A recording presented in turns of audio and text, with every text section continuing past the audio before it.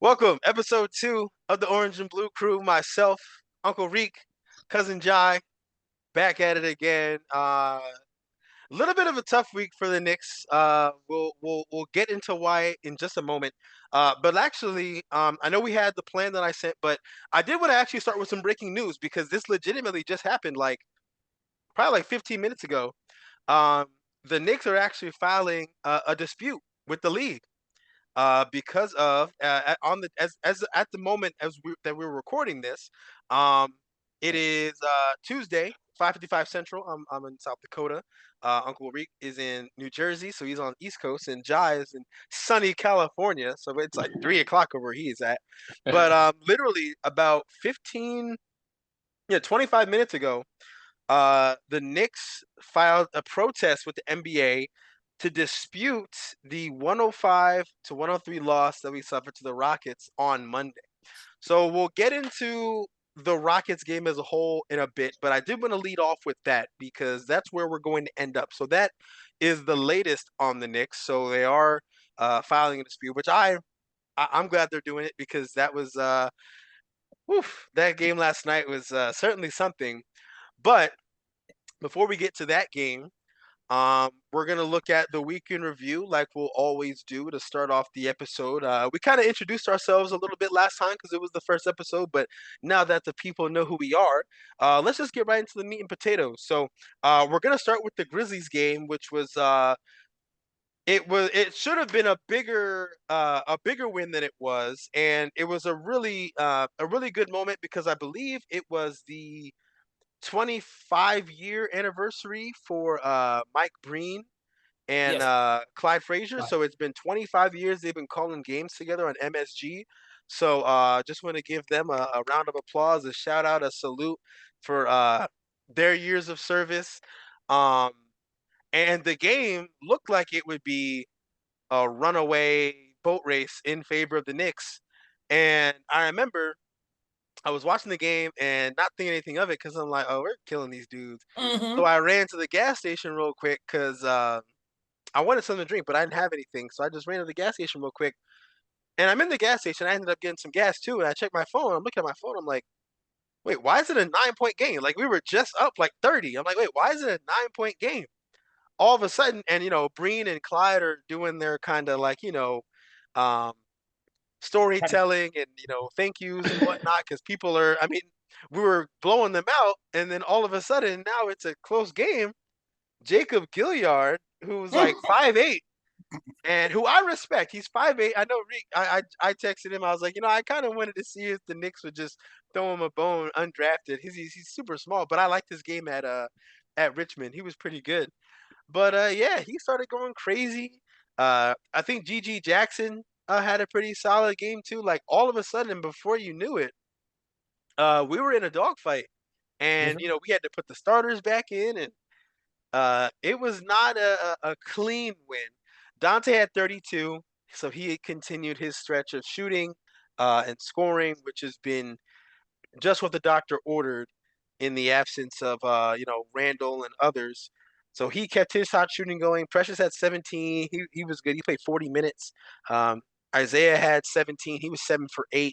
Brunson had 27. Just kind of a typical Brunson game. And really, we should have won going away, but it ended up getting close. But they do close the deal. So what did you guys think of this game? I know it was a blowout, and I didn't even think we would even end up talking about the game, but just because the way it ended up, and I think with the way the rest of our week kind of rounded out, I think it warranted at least talking about the one win we got. Let's start with you today, Jai. Just your thoughts on that Grizzlies game from last week.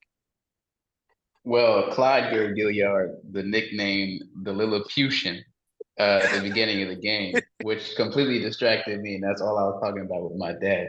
But like you said, we were up big. I called my mom just to talk about anything, and my dad was in the room, and he cut my mom off. She was talking to me about something. He said, "It's a close game now." So now I was stop whatever my mom was talking about. Now we're talking about the Knicks and the Lilliputian making a big The run Lilliputian. for a good game, but it was never in doubt for me. I didn't think they were going to make it close because they didn't have anything. But the way what's his name, DiVincenzo looked You can just tell. I don't even remember what happened at the end of the game. I just think we're the real team Well, at like the yeah, end. I think we everybody had come out, and then once they made it close, Tibbs put the starters back in. They kind of just took care of business, but it never, Yeah, never should have even got to that point. Well, yeah. So I wasn't. I didn't have any major concerns about anything that was going on. But definitely the lack of scoring again. I mean, we made a trade out of this. There's not really a lot to say. Um, that affects the team still to today. But yeah, that's all my thoughts on it. yeah. So I'm a little bit more like I get stressed out, but I need them to be comfortable. And what's my rule called, Jai? When first to 100. That's Yeah, Jeff Van Gundy. Oh, that's the it's the Lawler's law. First to Yes, 100 wins like 80% of the time. right. And so I'm always looking for the first to 100 in a close game, like third quarter, fourth quarter, like who can get there. And that's what happened. I'm watching the game. We get to 100, and then the Lilliputian hits three threes in a row. And I'm like, I've been, I have such PTSD. I've seen this a million times, right? So I wasn't really that concerned with them coming all the way back, although they did make it very interesting. The thing that was really concerning me beginning there is just the wear and tear that we're putting on the guys that we do have. One of the things that, and I think that's pretty much going to be the theme of this entire show today, really, is that from my perspective, that's all I could think about. It's just wear and tear, wear and tear, and these simple injuries that occur, like Hartenstein. He's an Iron Man, but his Achilles is hurting him. I think he hurt it in that game, or maybe a couple of games later. But that's the thing. We know that exists for him. And, we know Jalen Brunson's going to get an ankle injury. It's going to happen. He's just in the paint too much. So with this game, I was really excited. I was happy for Clyde and Mike Breen, like you said. Games aren't the same without Clyde. He makes it so much fun for me. But with this game, yeah, we had it in the bag. Dante DiVincenzo has, risen to the level of a quality starter for me. He's very consistent, but still for me, I think there is just a bit missing. That might be one of those things that, is an unpopular opinion. In that game, it was great, but you could also start to see him looking at my stats. Here he was 12 for 18, 4 for 9 from three. And in some of those games, he's a hired gun. But then sometimes they just go, you go stretches where he's not making one, but he's still getting them up. So I don't want to talk a whole bunch about the Memphis game. We got to win. It was a good win, but we were undermanned, and the magic had to end at some point. Right, right. And that'll bring me into the next game, which was a game where we were really undermanned against Dallas at home on TNT. Oh my. I will say, I do love when like now that we're a team that's a perennial playoff contender, not a perennial championship contender quite yet, but a perennial playoff contender. I like that we're back to getting more national TV games. Like I feel like there's so many years in like the 2012, 2013, 2014 where like the Lakers are on national TV every other night, and like their starting center is Robert Sacre or Saker, whatever his name is. But like they just get national TV games because of Kobe. But then Kobe will get hurt, and then we gotta watch like Lakers Warriors, and like the Yeah. starting point guard or the starting lineup will have like Jeremy Lin and Nick Young, and like Yes. the Knicks never got that love. Now would the Lakers make those games competitive? Yeah, but even when we were winning like 20 games, we would have those competitive games against like the good teams. So now that Yeah. we're getting the respect, I do love that, when we get these nationally televised games, we're not just getting blown out. Because I remember when we first started getting national TV games like a couple years ago, we would either get killed or we would like play really close, and then kind of like we talked about last week, Yep. once it was time to go shot for shot and you're, Julius Randle going against Kyrie and KD, like, hey, KD's just better than you, bro. Like he's gonna hit like those 3 17-footers in a row that just, rip your soul out. But now that we got a Brunson and we've got, DiVincenzo and others, we're winning those games. But this was a game that we did not win against Dallas. Dallas Yeah. came in and really, I mean, for all that's being said, I mean, we only had, I think, like 7 healthy, full-time players. We had to call up some G League guys. It was, I mean, Brunson didn't play. Deuce had to start. Josh Hart had to start. Um, and they're quality players, but I mean, when you're starting, you know, the 5 we started, and you basically have no bench. I mean, Charlie Brown Jr. played 22 minutes. Like, that's when you're running out that kind of a rotation, and the other team is starting Kyrie Irving and Luka Doncic. Luka finished with 39. Like, it's an uphill battle. Now we did fight. There were some times where I was like, here it is. It's about to get out of hand, but then we fight back, and then I think, oh, it's gonna get out of hand, and then we fight back a little bit. I think the closest we got was maybe a 7-point game, like midway through the fourth quarter or late in the fourth quarter, and we just didn't have the dogs, we didn't have the horses to keep running with the Mavs.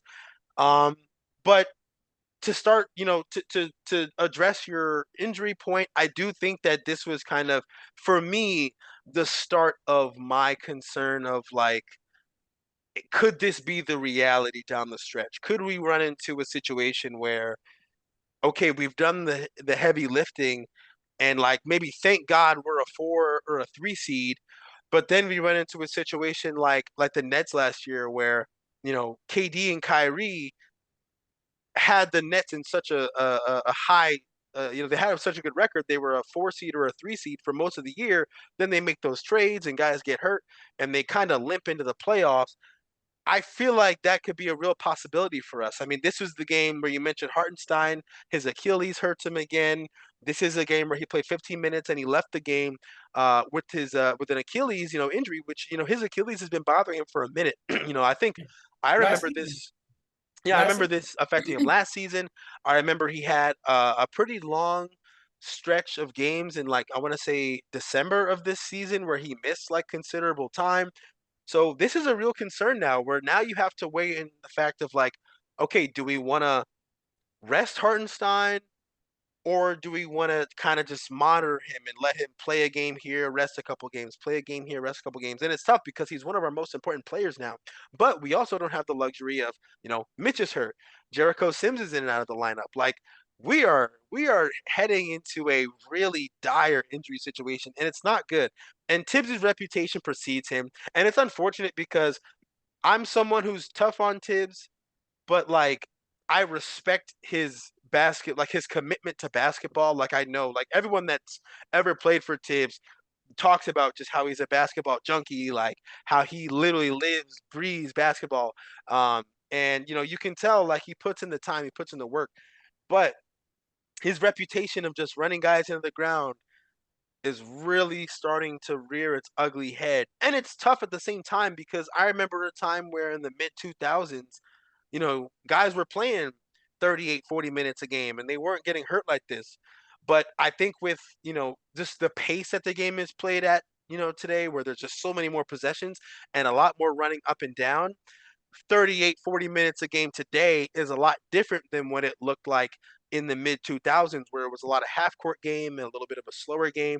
So when you've got these high scores and all these possessions, those small tissue injuries add up and they become a real factor. And what you saw against the Mavs, where, I mean, credit to our team for fighting, but I think it was like a yellow flag, not a red flag, but it was like a yellow flag Yeah. in terms of like, man, if these injuries, if we can't get it under control, we could be in some serious trouble. But I'll pass it over to you, Uncle Reek, because that was really all I had to take away. I mean, like I said, it was never really a game. Luka had 39. Kyrie only had 16. But like Josh Green had 15. Derrick Jones Jr. had 18 points. DiVincenzo again, I mean, 13 of 26, 7 for 12 from three. He had another really good night. And Josh Hart, who after I got on him, he was like kind of sparingly aggressive, but he had a triple double, which was random. Yeah. But It's the yeah, second. It either was like way, his second, right? yeah, I think it's second of the year. So like, again, we just didn't have the horsepower. Yeah. You can't be trotting out Charlie Brown Jr. and Taj Gibson for a combined 44 minutes and expect much. Right. Taj Gibson, who was, is a popular refrain from when I was a kid. Uh, Taj Gibson, who was bagging groceries last week, has now come in to start for the New York Knicks in, right prior to the All-Star break. And so he's starting, and Taj Gibson, although I love Taj Gibson's done. It's Yeah, over. It's a wrap. He is a coach. He is a player coach right now. And that's fine. And they had him out there starting. You didn't have Sims. I don't know that I'm necessarily that worried, because you made some great points, D, about us going into the season, deeper into the season, maybe limping into the playoffs. I think that what I'm going to talk about is really having the trust in this front office first. Just looking at some of the moves that they made, they understood OG Anunoby had the injury. It's a PR nightmare if you bring in somebody that's injured. He plays a few more games, retweaks an injury, then you get the surgery now. Let him come back for the remaining half of the season. Goes into the playoffs strong.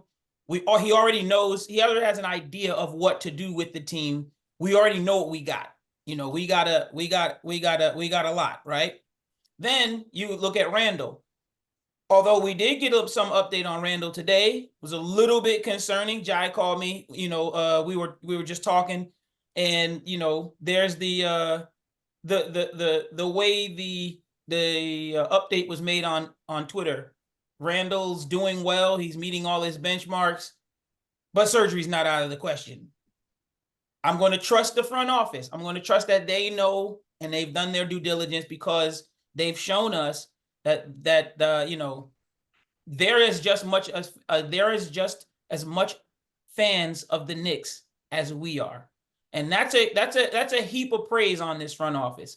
A lot of guys, they seem like they understand the game from the perspective of the same perspective of the fans. You also mentioned, so as far as the injuries are concerned, not necessarily that concerned about how it would linger into the playoffs.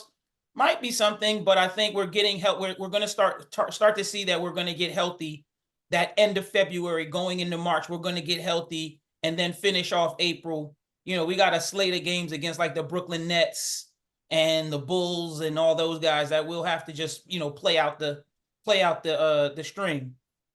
Now, you also mentioned Tibbs on his reputation. Yes, we all know Tibbs' reputation for running the guys into the ground. I remember the Chicago team. I mentioned before that this team reminds me, excuse me, of the Detroit team.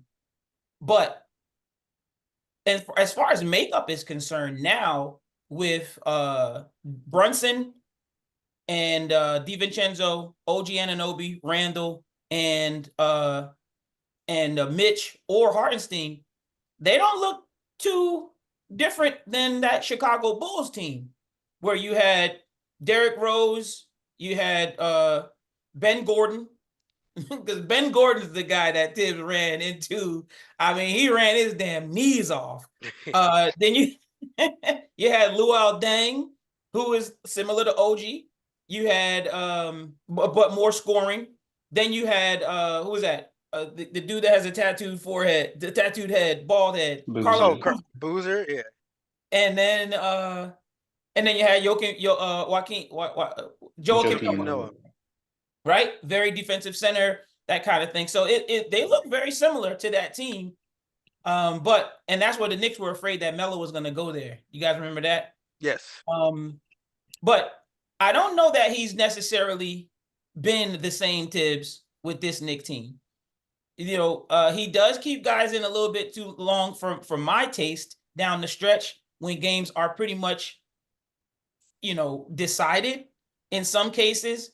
But again, that becomes a little subjective. I think if I'm looking at it and I'm being realistic, he's probably off maybe like 5 or 6 points. Like, He's keeping guys out there maybe 5 or 6 points too long. Just go ahead and let them get their standing ovation and sit down for the rest of the game in some of those cases. I think it's like maybe 5 or 6 points. But think about it. The Hartenstein injury, lingering, something that's been lingering for him. You got to play him until it breaks. That's how I think. Like you can't you run into those playoff issues if you try to baby injuries all the way down until the playoffs. Let them play until it breaks and then fix it. That's how I would pursue it if I were a coach. But we know that's never going to happen. But that's how I think, and I don't think that I blame him for that because. Well, yeah, that's less of a because, like we said, he'd been dealing with that last year, so it's Yeah, not something that just spawned from him entering the starting lineup, and then all of a sudden he's playing 40 minutes. Like it had been lingering, and I mean, look, yeah, that's just tough to deal with. Like it's not Tibbs' fault that the guy's Achilles is kind of like, look, yeah. sometimes you just have injuries, like it just happens. Just have injuries. It's not Tibbs' fault that Jalen Brunson twisted his ankle the other night. Didn't turn out to be a major issue, but again, because of his reputation, he's going to get all of that blame heaped on him. But I think it's worth noting and stating somewhere. So like this is going to go out into the world, and we're going to say that Tibbs has been able to adjust, which was another thing that has been a problem as far as many people are concerned. We've done a great job of coaching up young talent, allowing that young talent to play. He's putting on display that these kids sometimes aren't ready, right? But then he's making decisions on guys that he really likes. He really liked Grimes. He gave Grimes every opportunity. He really, really loved RJ. He loves Randall. Like Randall has delivered. So what do you want him to do? So what do you got, Jai? I talked enough about it, but I wanted to just mention Tibbs on running the guys in the hole. I think he's made a great adjustment there. And then secondly, I have faith in the front office in terms of what's going on. Not necessarily that afraid of them running into the playoffs with injury concerns. Jai? Mm-hmm. I'm gonna start off with the official eulogy for Taj Gibson's career. As a USC student, as a future USC alumni, I feel like I'm the one with the power here to lay it to rest. USC legend Taj Gibson, it's over. And thank you for your service. Yes, sir. But I just want to talk about the 2022 season, which often gets written off because the Knicks didn't make the playoffs, and the Knicks were horrible in that year. But it wasn't like we went to that season thinking the Knicks weren't going to go to the playoffs. Around January, we were 500. RJ hit that crazy shot in the Garden against the Celtics. We had the same record as the Celtics after that game. That team went on to lose in the finals. We went on to not even make the playoffs. But one of the main reasons why we got to that point from there was that that was the year the COVID thing was happening. And players were getting sick and they were missing games and people were getting all those 10-day contracts. And the Knicks got really, really heavily affected from that. They were canceling games for other teams, games were getting postponed. The Knicks saw none of that. We just took the full brunt of COVID, and it ended up being very detrimental to our season. But in that, the Knicks responded to having not a full roster way differently than we do in the 2024 season. That year, we lost all the games we were supposed to lose, and we lost all the games that we were supposed to win. And by March, the season was over. The way this team has responded to those injuries, which have been placed at a really good time for me, like right before the deadline. They made a decision about OG as the injury happened. He's going to be back after surgery. That's going to be done. The bone spurs have been shaved down, whatever they did. So now we're going into a fresh February after the All-Star break. Rested. Hartenstein hasn't been rushed back. We got one game tomorrow before the break. I don't think that he's going to play in it. Even if he does, it'll probably be lighter minutes. And, Randall, they're saying is progressing a little bit. So if by March we have back OG, Randall, not talking about Mitch and Hartenstein. Yeah, We've got guys now. We not only do we have them, but we have players who have played lots of minutes with Tibbs, learned our system, that are going to be ready to give those guys breaks yeah, when they come back. And now what's going to be happening is both sides are going to be getting breaks based on the coaching.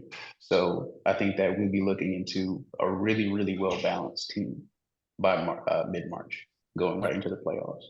And Jai, as you mentioned that, that actually brings us to the next game where I'm sure you'll want to talk about one of those guys who you mentioned have played a lot of minutes with Tibbs. So, of course, um, the guys that we traded for at the trade deadline, a lot of people really happy with the trades that we made at the trade deadline. I'm personally one of them. I think we acquired solid pieces. We acquired NBA players. You know, we've got real guys who've seen real time. I mean, um, Bojan Bogdanovic, you know, playoff minutes with the Jazz. He's had a long career, elite shooter.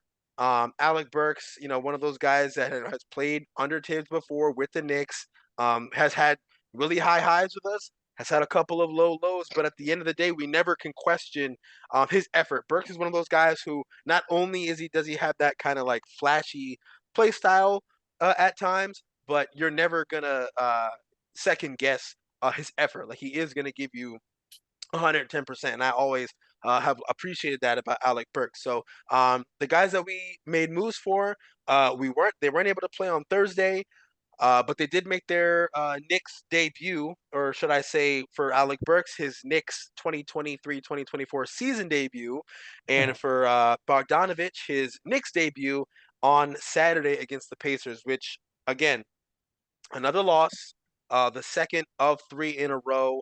A little bit of revenge for the Pacers as well, considering the last time he played them, the really emotional game for the Knicks. Brunson with the 40 ball and being named to his first All Star, so they were certainly probably revenge minded going into that game. And it was one of those games that it was close all the way throughout. But just some mental lapses, I think defensively we let a lot of guys hit some timely threes for them. Yeah. Uh, no one per se really lit up the um, the box score when you look at it, but as a team, they made 14 threes. They shot 48%. Um, I specifically remember, um, I mean, Aaron Neesmith knocked down a That's couple him. early threes that That's him. That's really that's the sucker. yeah, and Halliburton, he played 30 minutes. He's been kind of getting his minutes back up as he's been dealing with a hamstring injury, but he made four threes. Obi back in the Garden again. He made two threes. He also missed that between the legs dunk, which I mean, look, I got nothing but respect for guys that'll try and do a between the legs dunk in a game, but if you miss it, you're gonna get clowned, Do rightfully you so. remember? Do you remember who he did the between the legs dunk in the game the first time? He did that It was against He the against did the that Pacers. against the Pacers. Yeah. yeah. Yeah. So and yeah, he tried to clap back at us, but he failed miserably. But I got love for Obi, so Oh I'm not even clowning him. But for us, just a tough game. A lot of tough Taj Gibson minutes to watch. Um, Hart 4 points. That's never gonna get it done. Gibson at zero. Brunson with 39. DiVincenzo, one of those games that you said that you kind of worry about with him. He was 6 of 15, 14 points, so not necessarily the best game for DiVincenzo after the stretch that he'd been going on. Mhm. And then for Bogdanovich and for Alec Burks, Bogdanovich played 33 minutes. Only had 11 points. He shot 3 of 10 from the floor. Was 2 of 6 from three.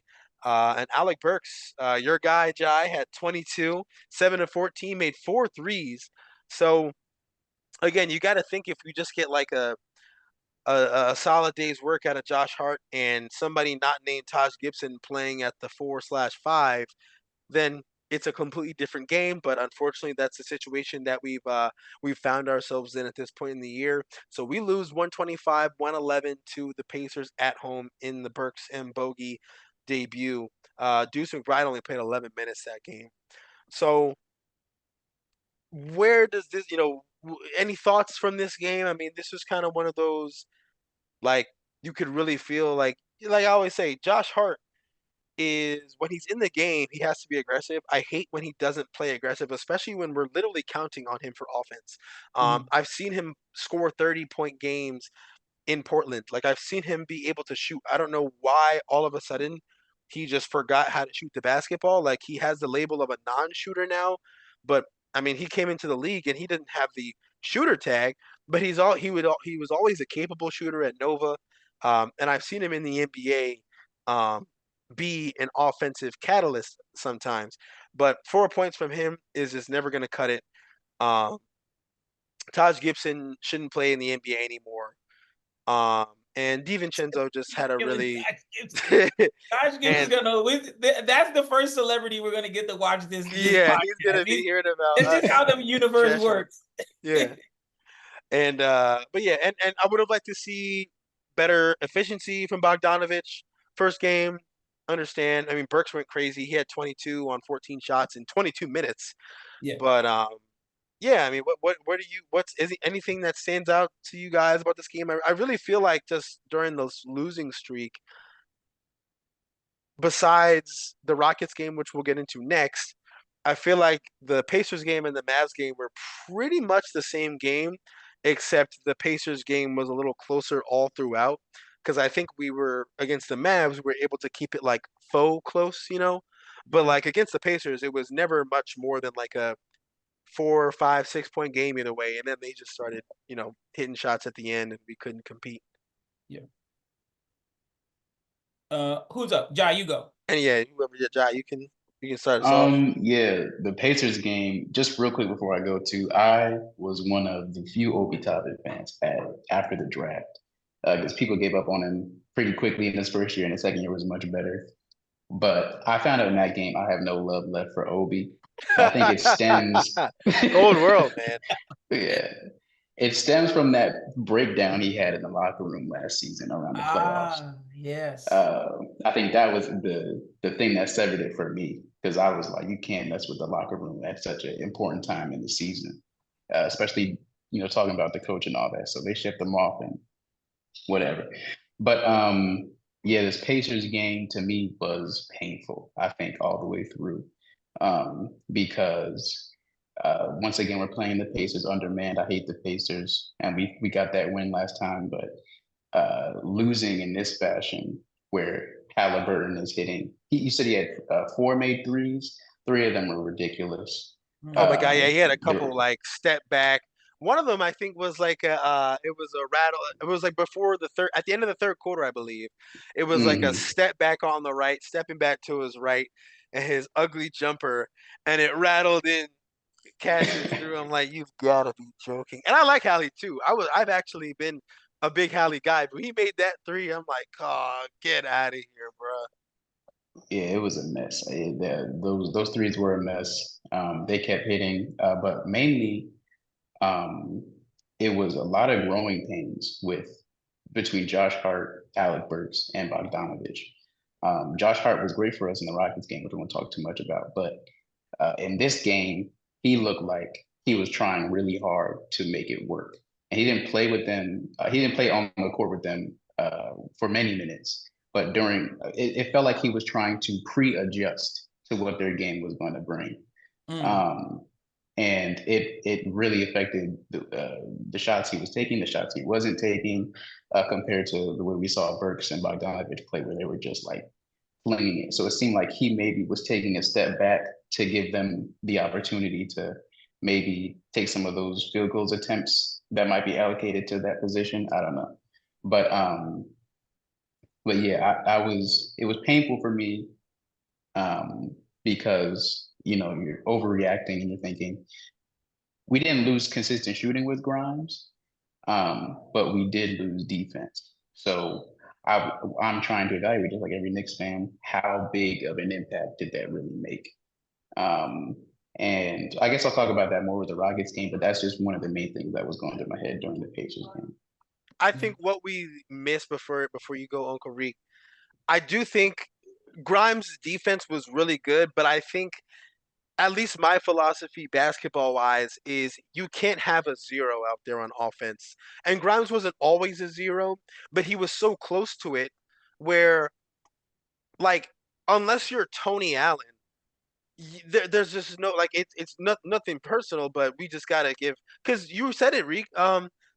Tibbs would give Grimes chance after chance. He, in and out of the starting lineup, crucial minutes. Like, I mean, look, one of my favorite memories is Grimes like banged his knee last year against the Mhm. Heat in the playoffs, and tweaks his knee or whatever, and then stays in the game, and then all right, hey, we need you to guard Jimmy Butler, like who's been going crazy.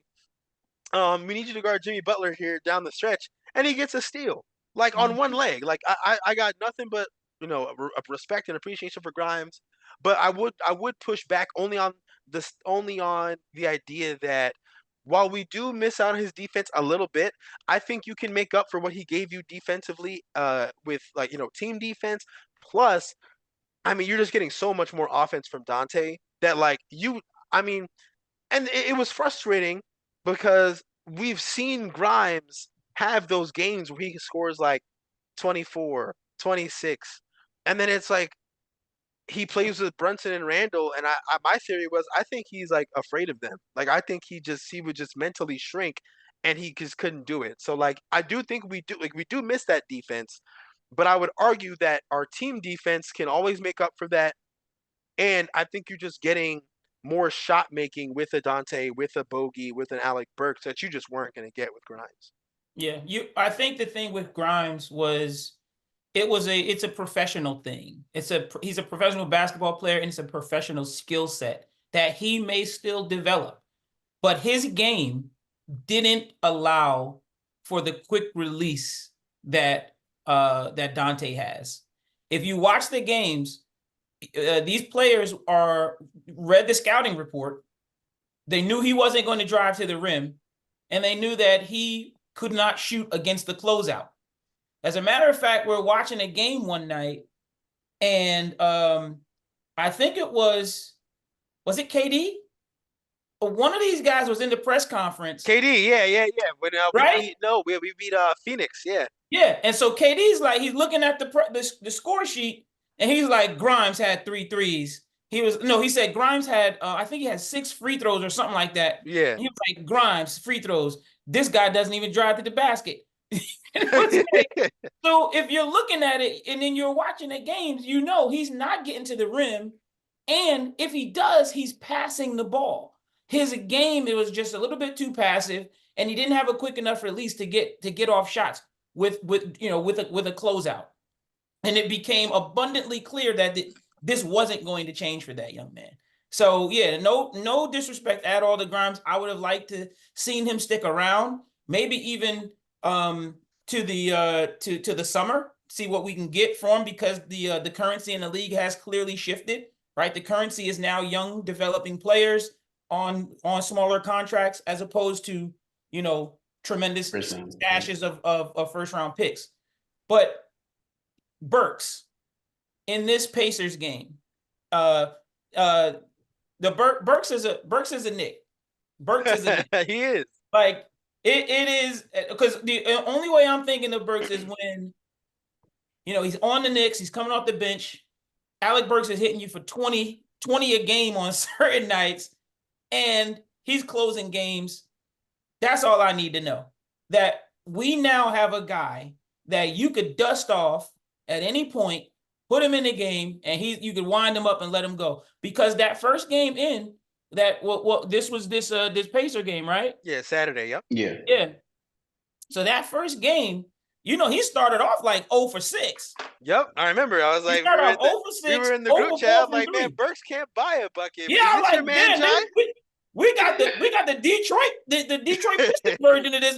What is he gonna do? And then next thing you know, he started lighting it up.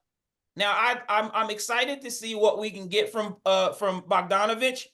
I like his aggression. He's like a grown man out there. He is a grown man. He's like a pro scorer. That Joker's losing his hair. Bogdanovich is a professional scorer. That Joker is looking like he's like a 1980s player, like from the Milwaukee Bucks. Like Detlef Shrimp.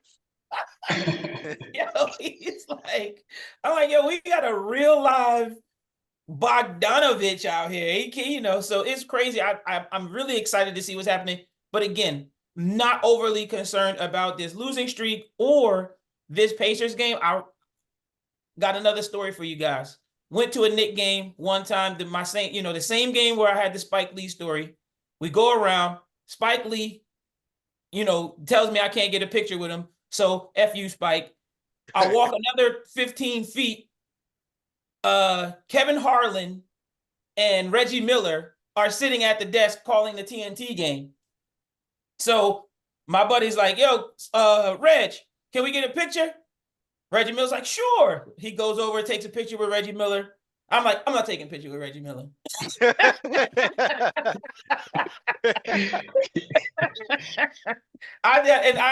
my phone, I got a picture with me and Kevin Harlan standing right next to Reggie Miller. Like, he's right behind us. I'm like, yeah, no, I don't want this bug. Yeah, he's not in my shot at all. I do not like the Pacers. I do not like Reggie Miller, right?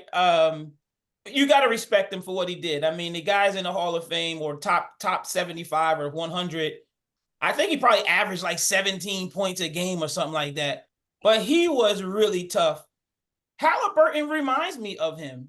It's a very weird kind of thing, but their demeanors. They're very similar. I mean, they're both like 6'4", 6'5", super skinny, shoot really weird. Yeah. Something about him reminds me of Reggie Miller. So I had that in my mind going into that Pacer game. Like, look, I just don't want to lose to them. But the reality is, you got brand new guys coming in. Unless they have the games of their lives on that night, you're going to have some issues, right? And we did. We had no bigs. These guys got every rebound. And then, oh my God, yeah, I do remember it was amazing. Crushed. And then Neesmith just starts hitting threes down in the fourth quarter. It was like, you knew he had a terrible game the first time we played them, and he needed to make up for it when he played against us, because he's establishing a name for himself. He looked really good. That point guard that they have, Nembhard? Yes, good player, just a good player. So yeah, I'm not overly concerned about the losing. It does stress me out a little bit here and there when it's happening, but I'm always in the back of my mind thinking we just don't have the horses right now. We just don't have it. It's not there. And Thibs is enough for us to stay in games, but we need a certain element that's going to get us over the hump. And that's where my sort of trepidation is coming from with Dante. We are relying on Dante as a third guy right now. I'm sorry. We're scouting him. I know I'm looking at him as a third guy right now, right? Like, I need him to be that consistent. Like, give me something. I know he's out there to shoot, but give me something when it ain't going. And I think in this Pacers game, it wasn't going. And I wanted to see that if he made that, if the switch went off for him, because the coach has a plan, of course, but it's up to the players to execute out there because they see the game when they're on the court. And if he know he's not going, you got to have a little thing in your head that says, all right, I'm not going to stop shooting, but on this one, I'm going to take it to the rim and get to the free throw line. That gives me the comfort that he's a quality three guy that's going to be the three man or the three scorer. That OG might not get to on certain nights, right? Because OG Anunoby is, he's parked. He's going to park. He's done a lot of driving. I saw that he wants to add that in his game, and he looked pretty damn good. He looked like Kawhi Leonard the other night before he got injured. Just hitting that mid-range jump shot. But not overly concerned. Just want to see it start to come together more with Dante as a complete player. I know he's supposed to be shooting, but just give me more of that completeness, because he's sneaky, I think you said, D. He's sneaky athletic. He tried to get somebody about 3 games ago. I mean, no, he'll run. There'll be sometimes somebody will shoot a shot, and there'll be a whistle, and he'll come out of nowhere, like from the corner, and just put back dunk it. Like, whoa. Yeah, he's got some bunnies on him. He does. Yeah. But let's move on to our last game before the time of recording this, which was one of the more controversial games in recent Knicks memory. a 105-103 loss to the Houston Rockets, which, like I mentioned at the top, the Knicks are actually protesting that result because, I mean, I don't blame the Knicks. That foul call was bogus. Everyone, I saw somebody saying like, "Well, if you're Jalen Brunson, why would you even jump?" But I mean, for what it's worth, like he jumped and like made marginal contact. The game as a whole was an interesting one. I feel like we did we did a lot of coming from behind, fighting from a deficit. Bogdanovich had his first solid game in a Knick uniform, 15 points on 7 of 13 from the field, and he didn't really have the three ball going. He was 1 of 5 from three. Excuse me, but I call Bogdanovich a pro scorer because like you said, which I think you want to see more from Dante, is he knows, hey, if I'm not making threes, but I can get to this 15-footer, 17-footer, and you're not going to stop me. Like, because he's 35, slow, can't move laterally. But when he's got the ball on offense, he's going to get to his little side step jumper, Right. step back jumper, and he's going to hit those jumpers no matter who's guarding him. You could put anybody in front of him. He's going to get to that little step back, and he's going to make it a lot. That was what he had going for him. He had made a couple of floaters and some jumpers. Jalen Brunson had arguably like his worst half as a Mm-hmm. pro, Yeah. but then came back in the second half and was locked in. And was a big part of the reason why we came back.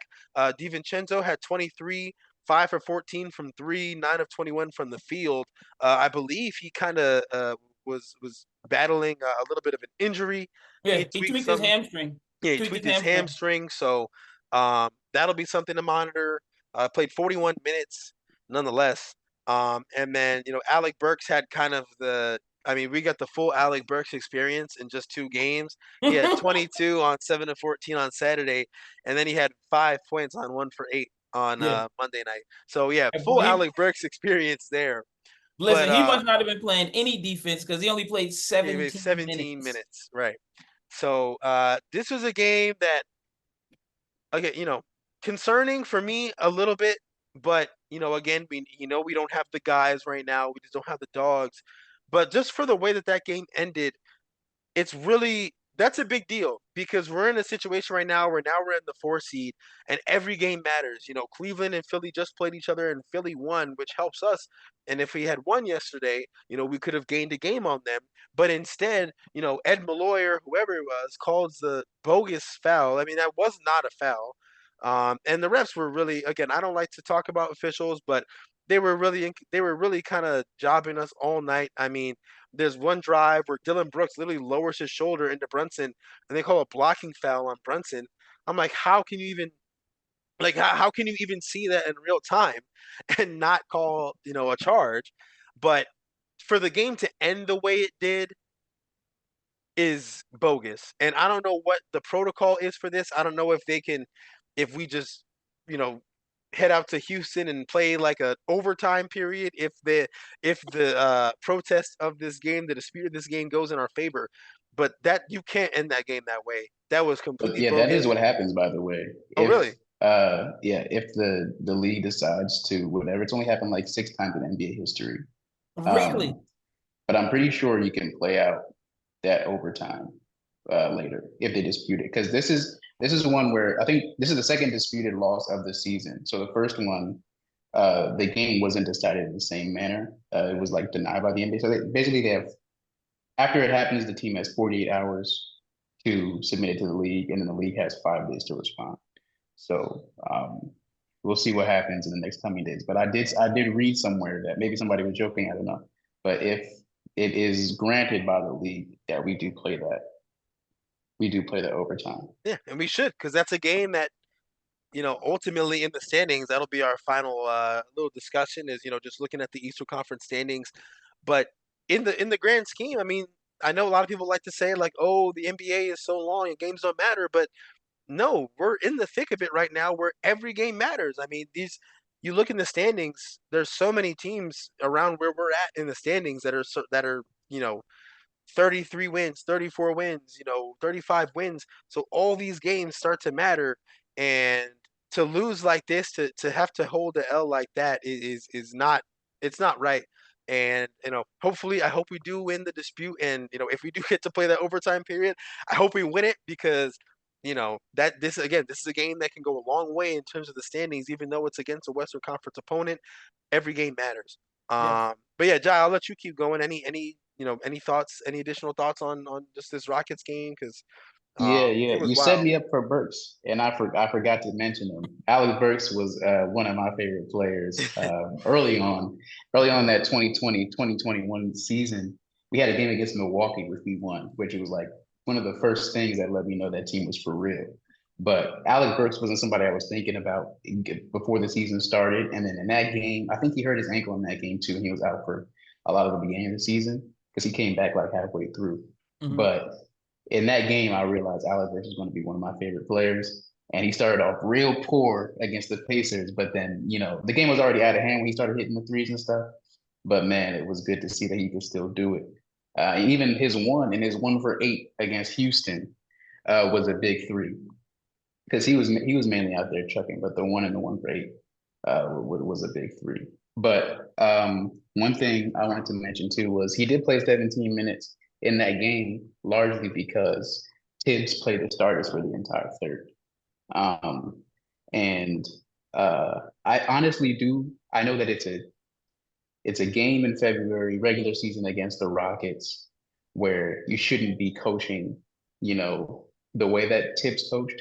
But the fact that we have somebody that's capable of identifying that that's what's going to happen to win us that game, and then in the fourth keep it close enough to be in an overtime possibility by the end. Like we were down by 18 points in this game. Tibbs recognizes this 5 on the court is going to be the most positive. They play the whole third quarter. If you do the math on that, you watch basketball for a while, you think, okay, now those 5 are going to be unplayable in the fourth because they didn't get to a break at all in the third. But the way he was able to allocate those minutes at the end with Bogdanovich giving us some great offense, I really want to talk about Bogdanovich in this game because he started off slow as well, but came into his own in that fourth quarter. Just like doing simple stuff. I think he hit 1 3. It was a huge three to cut it to 2. But he was inside working. And I don't know if it was this game or the last game, but he made a 3 where he received the ball, kept it high, and Oh yeah, he's put it known right to, back up yeah. to make If it he catches it high, he's just bringing it right here and going right up. He's just right back just a up. pro. Hmm. Let this Knicks team get healthy with Mitchell Mm-hmm. Robinson on the floor, whoever's on the floor getting the ball out to Bogdanovich. That is something I have never seen with a team that I love. Somebody that could do that, Just and he did light it it up. effortlessly. You see, when he was 3 for 10 in the first game, even the shots he's missing, I'm like, oh my god, if he's able to knock 2 more of those down, this team is something else. And it's just like how we started with Dante this season, where people Yep. were not a big fans of Dante DiVincenzo. Not a big fan of the signing because he started the 5 games off horribly and it was like supplemented by Randall playing horribly in the beginning. Yep. But man, let us see a healthy team. Let Bogdanovich come into his own on this team and let Alec Burks calm down a little bit because he was doing a lot of chucking in this game. But when he calmed down, finally he hit a big Chucking and 3 and he ducking. missed another one. But let him calm down and get back into the way he was with New York. It's going to take some time. These guys are used to losing. They brought some losing to the team. But let them calm down and get into what it means to be a Knick. I would have no complaints. I think they've shown me some great stuff in the last few games. For sure. Uh, go ahead, Reed. You want me to roll? Yeah, go ahead. I mean, we got only thing we got left is the just kind of an overview of the standings and whatnot, just the state of the union. But yeah, go ahead. Any thoughts from this Rockets game? Yeah, it was a travesty. It's cool to learn that, what happens on this dispute process. Like that's that because to me, in many cases, they'll probably just say, yeah, nah, the league has to defend the referees. This is how it is. The league starts to go against the referees, start finding the referees. It's just going to be anarchy. So you have to support even the terrible plays. And the only way you could really do anything to them is to take some of these guys and penalize them in a way where they can't get some of the special treatment, like refereeing playoff games or refereeing, some televised games, or that's probably the only way you're going to really be able to discipline them. They, we've gone through this whole show today, and in this Rockets game, although it was a tough loss, and you guys have pointed out some great facts about the game. Again, we're limited, but we got back Jericho Sims just to be out there, and that just shows you just need somebody out there, right, as a center doing that job on the defensive side. But we went this entire show without mentioning Precious. Oh yeah, I meant to, because Precious is a coach's dream, because he will get a board, man. Listen, he's 6'8", but he plays like he's 7'2". Never in my wildest dreams. My introduction to Precious was when he was drafted by Miami. I was watching some sort of video about maybe like Inside the NBA or something, where he hadn't seen his mom in something like 6 years or something crazy, and they brought her over to the Heat facility, and he saw her, and I was like, "Yeah, this kid's name is Precious. That's pretty crazy." But to see that we got him in the trade as a throw-in, you kind of starting to think that he may not have been a throw-in. Dude is very athletic. He is a high-energy player. That young man had 17 rebounds. Yeah, I think 17 rebounds. I think he was typecast in bigger roles than Yeah. what, like, I think just because, like, Miami was in a position where they had to justify his draft position, so I think they were asking him to do a lot. And then in Toronto, I think Nick Nurse fell in love with the idea of, like, here's this kid that's 6'8" and can guard, guys that are much bigger than him, and he plays with a lot of energy. So he ends up playing a lot more minutes and kind of playing outside of his role. And they also encouraged him to shoot a lot of threes. Like, I don't know if anyone's told him, but I kind of like this 1-3 limit we have on Precious. Where, like, hey, if you miss, no more. But if you make it, you get an extra, Like, I think that's how we started with Isaiah Hartenstein too. Yeah. Hartenstein came out shooting a couple of threes. They're like, okay, hey. Take it easy. Not here, homeboy. Don't do that again. But I think that he, like you said, John, let us get healthy. I think he is such a luxury, and hopefully, going back to what I was saying earlier, that I think, I appreciate that Thibs has made some adjustments.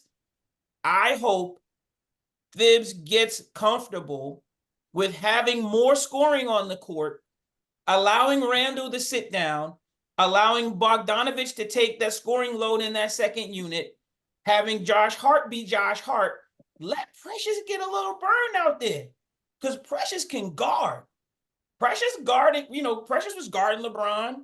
I want to see the beginning of the season. All I wanted to see was us have a backup power forward, and we needed a taller three, right? Somebody who could defend the KDs of the world. Somebody who could not defend, like, he's not going to stop KD. That's not what I'm saying. But just get us a big body that can stand in front of KD potentially and change one of those mid-range jump shots when he starts heating up. Give us somebody that can change Jason Tatum's shot when he starts heating up. Just give us somebody that can challenge at least some of these bigger threes that destroy us, because we just have no options. We're out there putting RJ on these guys. RJ, that was a thing. Like, we would have to settle for RJ on Kevin Durant or Josh Hart. We got Josh Hart on Kevin Durant. Right? Come on, man. Like come on, man. But that's the kind of thing I would like to see Precious get a little bit more burn in some critical positions. And I think he could stay out there, especially since we have so much more scoring now. Like we said, Bogdanovich can go hunt his own shot. He can get to the mid-range. He can score basket for basket with somebody without Brunson having to go into the paint all the time and having Randall out there, in perpetuity. Let's get, maybe Precious and OG. I don't know. We'll see. But we got so many options. But that's all I was thinking about this game. It was a travesty, on that particular play. But I also wanted to end with my commentary on DiVincenzo. DiVincenzo in this game right? This was what the game that I feared. We win this game if DiVincenzo hits a shot, right? Let's look at his stats for a second. Dante DiVincenzo, 41 minutes. He scored 23 points on 21 attempts. Damn, that's horrible. 9 for 21, 5 for 14 from three. It's just way too much, right? I think it's just way too I much. do have to, yeah, just in the context of the game, though, he came out on fire in the first quarter. You're Yeah, exactly he right. started off the game like what 4 for 4, 4 for 5 or He something. was, it was Yeah, beautiful. but one thing he made an adjustment when he knew the shot wasn't going to fall was that he started going inside and he started making. He was at 21. Forever. It surprised me when I looked at it. He was Yep. at 21 points, like in the third quarter or something like that. Yep. But before that point, he was getting to the basket. He was getting fouled. And I think he was providing a lot of positives. And then I think the hamstring started to play a factor in Okay. that third quarter. That's fair. But that's what Yeah. I'm looking at, though. That's what I'm fearful of, that he would not make the adjustment and continue to shoot, have a horrible shooting night like that when we actually need it, you know? Yeah, but I think just with more time as Bogey gets adjusted to the lineup, I think he'll alleviate a lot of the shooting load. Burks, when he's on, will alleviate that shooting load. And then, of course, OG, when he's back and healthy, he'll alleviate. So I think, like I said, I think last week when we were talking, I was like, yeah, DiVincenzo is shooting a lot of threes, but I mean, who else do you want shooting these threes? Like, you know what I mean? Like Yeah. Brunson, he can make threes, but he's not really hunting the three. He's, mid-range floater kind of guy. Um, you know, Precious, we don't want shooting threes. Hart, it's kind of like you live and you learn with his threes. So really, if you want to be a team that's shooting threes in this league where a lot of teams shoot a lot of threes, um, if one guy is going to take the brunt of them, it's gonna be DiVincenzo at this juncture. Um, so yeah, that's the last week in review for the Knicks. We've kind of been periodically addressing the losing streak, and we all seem to be in agreement that it's not the end of the world, but it is, it's just a situation where you don't have the dogs right now. You don't have your guys. It's hard to win in the NBA enough as it is. So it's compounded when you don't have your full team healthy. Right now, we're just not trotting out full healthy lineups. We're starting seemingly a new center every night. Every We're night. calling up G League guys every night. So that'll bring me to the last topic I wanted to discuss for today, which is the Eastern Conference standings. Because now we're getting to that point where we're going to hit the All Star break this week. We got one game, and then we'll have a week off, 8 days off, I believe. After Valentine's Day, we'll be back to 22nd against the Sixers. So the All Star game, a lot of people think the All Star game is like the halfway point. It's really not. It's like the 2/3 point. And then you've got that post All Star game push. That's where your MVPs will start to go on stretches of like, 30, averaging 30 and 10. And, your teams that want to solidify their playoff positioning, it's the time to go on a run. So for us, it's going to be crucial to go on a stretch here. Right now, we're in fourth place in the East. We're 2 games back in Milwaukee, 3 games back of Cleveland, and we're a half game up on the Sixers. The next closest team is the Magic. They're in sixth. We'll play them tomorrow. Indiana's in seventh. Miami's in eighth. Chicago's in ninth, and Atlanta is in 10th. Uh, Not sure if anyone will catch Boston. They got 41 wins. They're the first to 40 in the East. I think they're first to 40 in the league. Yeah, they're the only team with 40 wins in the league. They're 41 and 12. I don't think anyone's going to really challenge them for that 1 seed. But where we sit right now, we still have a chance to really gun for the 2 seed. Um, the only thing is, do we have enough time?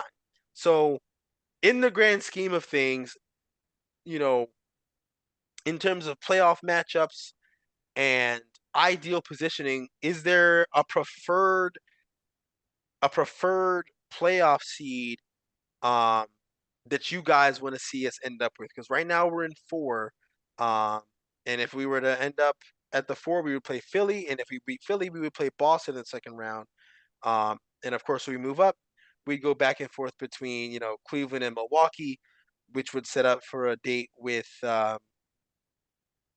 Orlando or Orlando possibly, or Milwaukee or Cleveland. So where do you guys think is the ideal spot for us to end up in the playoffs? I could start with this one. I'd have to say that I'm hopeful that with the injuries that we're dealing with and the way the season is shaking out, I'd like to see us avoid Boston until the Eastern Conference Finals. If we can make, if everything falls, because we're talking hypothetical here. We're talking, best case scenario. I'd like to see us avoid Boston, and possibly even the Cavs. Maybe we get the Cavs in the second round, because it's going to be hard to beat the Cavs, especially if we get them like in the first round or something like that. Like if the season shakes out and then we move down to like a 6 or 7 and Cavs in that 3, and then it's a 6-3 matchup, it would be tough for us to beat the Cavs. Again, I think not based on anything in talent or anything else, just thinking that, it would be one of those matchups, that's just my fears. And with Boston, I think Boston is a very, very well, that team is made incredibly well. And I think our team is too. But they have one of our Achilles heels Oof, in KP, man. KP, and the game that we've played this year, it's been, obviously, granted, it's been a different team, but what he does for them I think is he's their almost most like our important kryptonite. player. I think he's their most important player. Like obviously they got Hands Tatum and down. Brown in them, but I Hands think down. if they want to really go, Yeah. it's on him. Yeah, hands down, he's their most important player. And he shows it when he plays against us. Kid had 5 blocks, 4 blocks. And I'm not even talking about the shots he's making, because then when the game gets rolling, now he's just standing out at the 3-point line bombing. Yeah. And there's nothing you can do about it. It's like because what the thing that Boston does well is they get you rotating, and then suddenly KP's got the ball at the top of the key, and he's their center. Legitimately a center. So I think that if we avoided Boston until the conference finals, we get a chance to really load up, gain our confidence, identify exactly what we're going to do against them, and then we take a crack at them. Then we take a crack at them. I don't want to see them early. Because you'll be coming off of going through some grueling first or second round matchup, first round matchup or something, and then you got to deal with Boston immediately or something like that. So that's my take on it. I'd like to see Boston later, so that pushes us. I mean, we could lose a few games. I'm okay losing a few games, getting down into that 5th seed, because I think we can. I think we can come up and beat the teams that are ahead of us. In that scenario, like if it's a Knicks 5, Knicks 5, Sixers 4, or Pacers, go on a run. I think we can get the Pacers. If they go on a run, I think we can get them at 4 or something like that. That's just my opinion. Yeah. It's funny you ended with that because there's one team I want the Knicks to avoid at all costs. I don't want to see them at any point. I want them to get out of the way before we have to see them, and that's the Indiana Pacers. Mm-hmm. I don't want that matchup to happen because the way those games are officiated, I think we talked about it a little bit in the beginning. Number one, the Indiana offense is fantastic. No matter what you want to say about them, the way Rick Carlisle has those guys running and finding the open man is unbelievable, and it's something that we struggle with mightily, even with OG. So I can see that getting way out of hand with Aaron Neesmith or somebody just having a breakout series against them. Also, just with the whole story of it all, I think the league really loves Halliburton. And the Knicks, even though we're getting some more favor, there's a lot of hate toward Jalen Brunson. There's a lot of hate toward him getting recognition, and especially Julius Randle.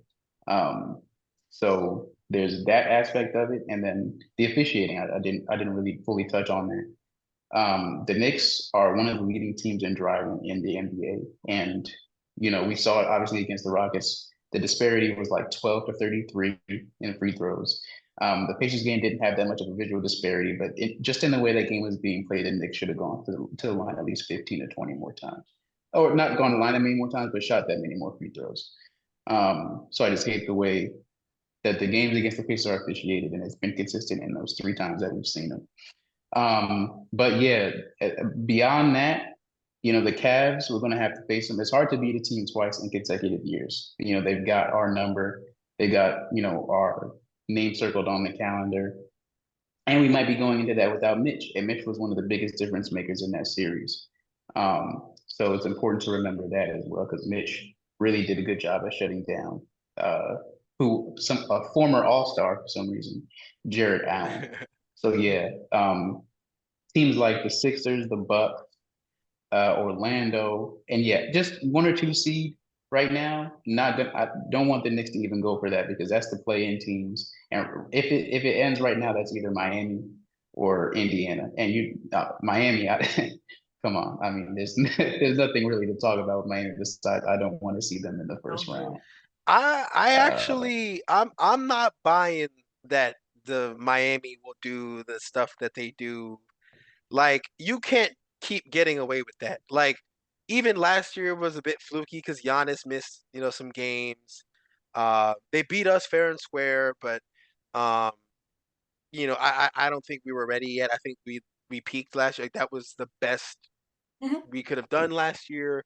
And then Boston again. Boston just folded. Like I mean, again, I mean, Miami, credit to them, but I just feel like for them to do that again would be, for one, I think it would say more about the other teams in the East than it would about Miami, because you can't just do the thing where you just, and it's not even like they have that kind of a team where like people just pretend that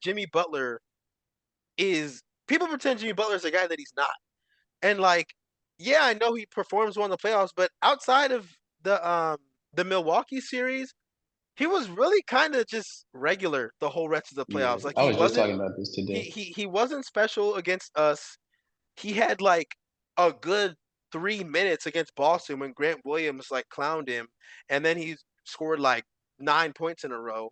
But like outside of that, like he went nuclear against Milwaukee, and then he was really just kind of just regular Jimmy Butler the rest of the time, right? Now, when teams win, it gets boosted, but like I just don't think that they'll be able to do that again, because that would mean that at some point Jimmy has to average like 40 a game, and I just don't think he has it in him again. Like I respect Jimmy Butler and what he can do, but I just don't see that happening. Um, I wouldn't be afraid of Miami. Really, the only teams in the East that scare me are Boston. I actually don't. I don't fear Cleveland. I just feel like I know it's hard to beat a team twice, but I feel like we didn't just beat them last year. Like we sunned them. Like I mean, Mhm. they were taking pictures like they just won the finals after they won game two. Like, and Yeah. obviously, would they have that approach again? Probably not. But I just don't think like I'm very big on it's harder to win with small guards. Now, they've gone over, in my opinion, the small guard quota with both Mitchell and Garland. I think if you have Mitchell, but you pair him with somebody that's 6'5", 6'6", you have a different animal. But when you have to rely on a backcourt that's 6'1", 6'2" in Mitchell and 6'1", 6 foot in Garland, and Garland, he did start to do a little bit better down the back half of that series, but it's just harder for little guards in the playoffs where the game slows down, because then you don't get a lot of the up Yeah. and down games in the playoffs. You get a lot more half court games in the playoffs, and it's tougher for smaller guards, I think, to have success. So I'm not really afraid of Cleveland.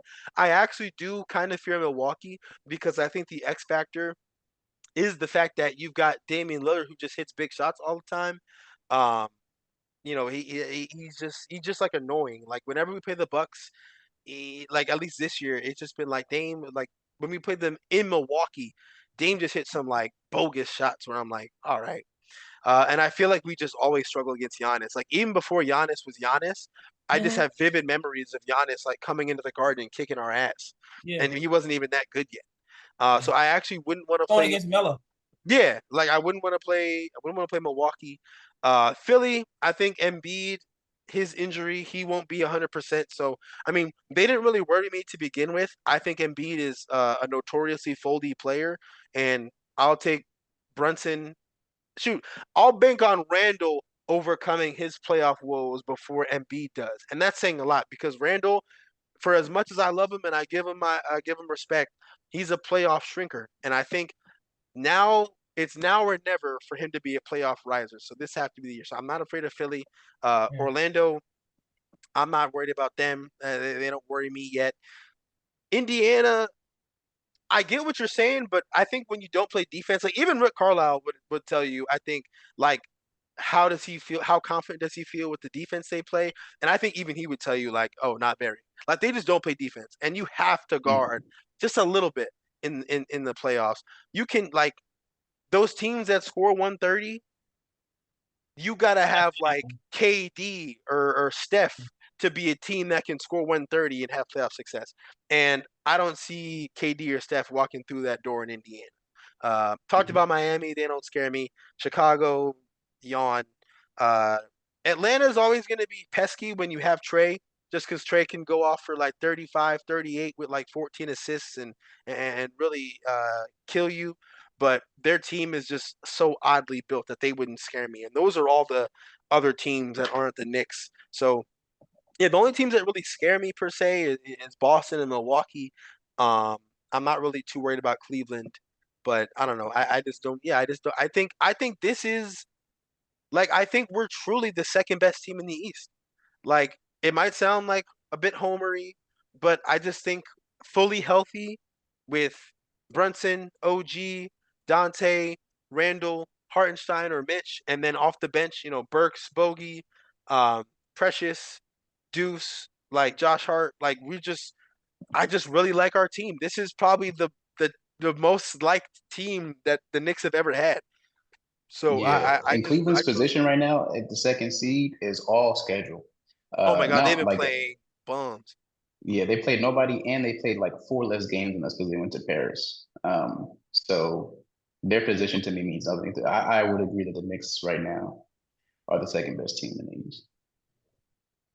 I know we're wrapping now because we came to the end of this, but D, and I don't know if this is something we could continue going on, but a little bit of a tough topic. You brought it up and you made me think about it. Maybe this could go for next week. Hmm. I laughed when you said it. Randall is a playoff shrinker, He is. right? It's unfortunate, but he It's is. unfortunate he is.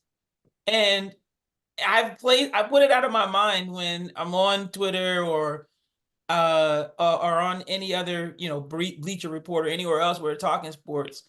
And there's this whole faction of people who are like dying for Randall to be traded. And I just don't understand it. I I'm don't like, understand either. I who see are that you and I'm bringing like, back why? Yeah. for That thank 25 you. and That's 9 what I and say. 5?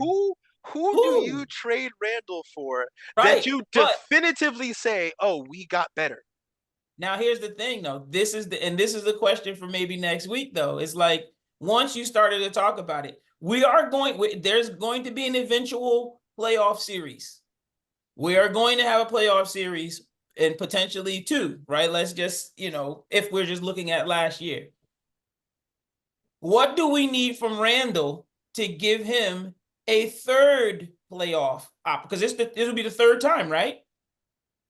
What do we need from Randall to give it a fourth opportunity to be? Because this team is built for Randall to not be double teamed.